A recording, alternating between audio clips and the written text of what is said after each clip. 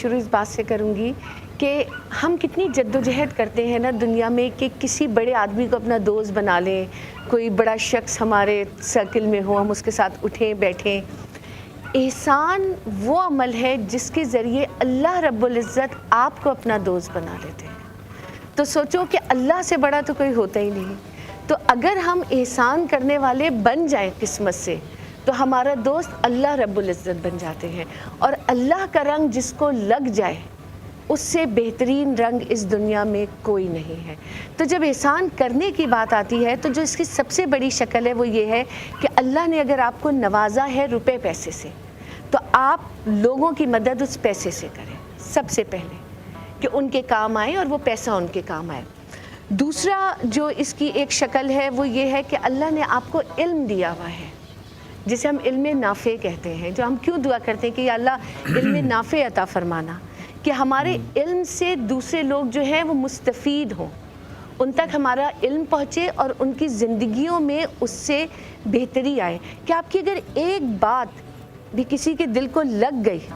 اور اس کی زندگی بدل گئی تو آپ نے اپنے پیدا ہونے کا مقصد ادا کر لیا۔ یہ تو گھر سے مسجد ہے بہت دور، چلو یوں کر لیں، گھر سے مسجد ہے بہت دور، چلو یوں کر لیں، کسی روتے ہوئے بچے کو ہنسا کر دیکھیں۔ بھائی واہ واہ واہ۔ لفظ احسان جو ہے اس کا روٹ ورڈ جو ہے وہ حسن ہے،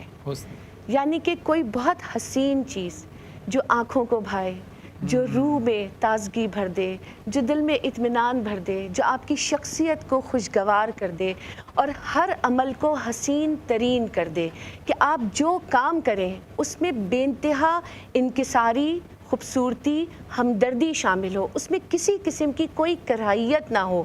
وہ نیکی کی بنیاد پہ کیا گیا ہو۔ اور کیونکہ دیکھو ہم احسان کو صرف یہ سمجھتے ہیں کہ کسی کے ساتھ کچھ اچھا کر دینا، لیکن عربی زبان میں جب لفظ احسان آتا ہے تو اس کے ساتھ وہ حسن و جمال شامل ہو جاتا ہے کہ عمل کے پیچھے آپ کی نیت کی کتنی خوبصورتی درکار ہے۔ تو احسان وہ لفظ ہے کہ آپ کا عمل تو شامل ہے لیکن اس میں آپ کی نیت کی خوبصورتی چاہیے۔ پھر احسان ایک احسان باللہ، کہ ہم جو اللہ کی طرف احسان کرتے ہیں اس کا مطلب یہ ہوتا ہے کہ ہماری ہر نیکی کی بنیاد یہ ہونی چاہیے کہ ہم اپنے رب کو راضی کریں۔ تو یہ وہ احسان ہوتے ہیں جو احسان اللہ کی طرف ہوتے ہیں، اور جو احسان بندوں کی طرف ہوتا ہے وہ یہ ہوتا ہے کہ ہمارا دامن اور ہمارے ہاتھ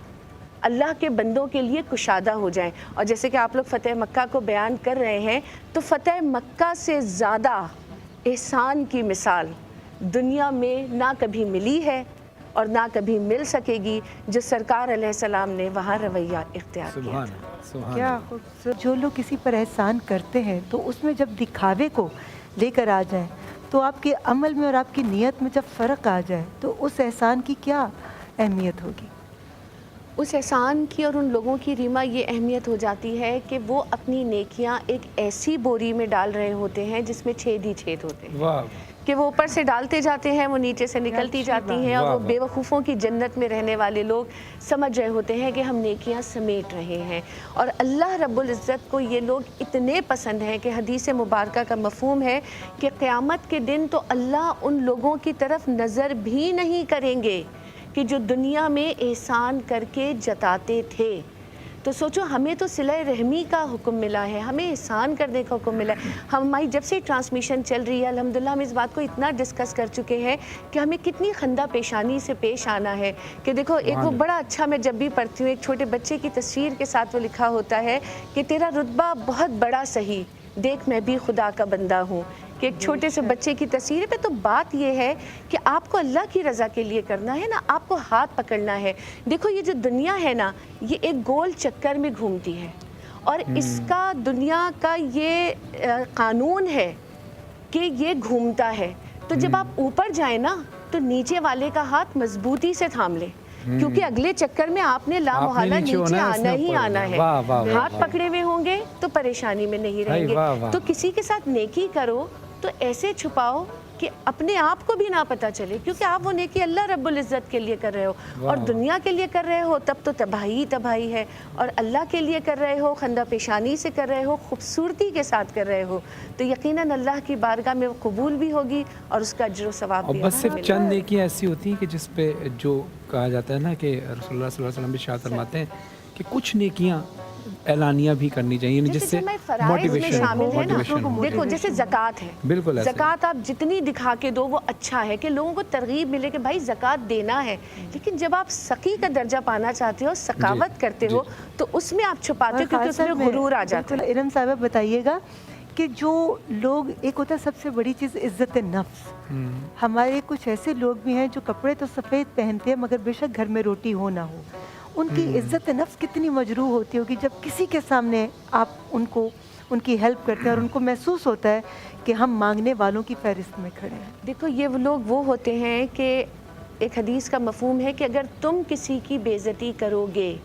तो अल्लाह तुम्हारी बेइज्जती वहाँ करेगा जहाँ तुम्हारी इज्जत की जाती है। तो किसी की इज्जत नफ्स से खेलने का तो हमें कोई हक ही नहीं है, क्योंकि इज्जत बनाने वाला वो है, इज्जत देने वाला वो है। यहाँ एक छोटी सी मैं बातें बताऊँ जो मैंने ऑनेस्टली अपनी मदर इन लॉ से सीखी कि वो जब किसी मेड को तनख्वाह भी देती थी ना, अल्लाह उनको जन्नत नसीब करे, तो वो लिफाफे में बंद करके देती थी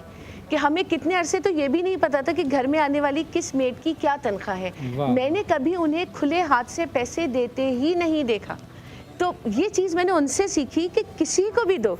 तो इज्जत के साथ लिफाफे में बंद करके दो ताकि लेने वाले को भी खुशी महसूस हो। बेशक करने के तरीके बता रही हैं, मगर ये बताएं, वो कहते हैं ना कि जिस पर एहसान करो उसके शर से भी डरो। तो अगर कोई एहसान फरामोश हो उसके साथ कैसा रवैया अख्तियार करना चाहिए? असल में रीमा, जो लोग एहसान फरामोशी करते हैं वो जिस शख्स ने एहसान किया होता है उस बेचारे की भी नेकी को एक वक्त गंवा देते हैं कि वो इतना मजबूर हो जाते हैं उन रवैयों को देखकर कि वो अपने मुंह से कहते हैं ना कि खुद ही उस चीज़ का मजबूर होकर जिक्र करके उस नेकी को गंवा देता है। और वो ऐसा क्यों करते हैं कि आपकी की हुई अच्छाई को वो अपना हक समझ लेते हैं। वो ये नहीं सोचते कि ये शख्स मेरे साथ एक्स्ट्रा ऑर्डिनरी जाके मुझे फेवर दे रहे हैं, वो सोचते हैं तो हमारा हक है।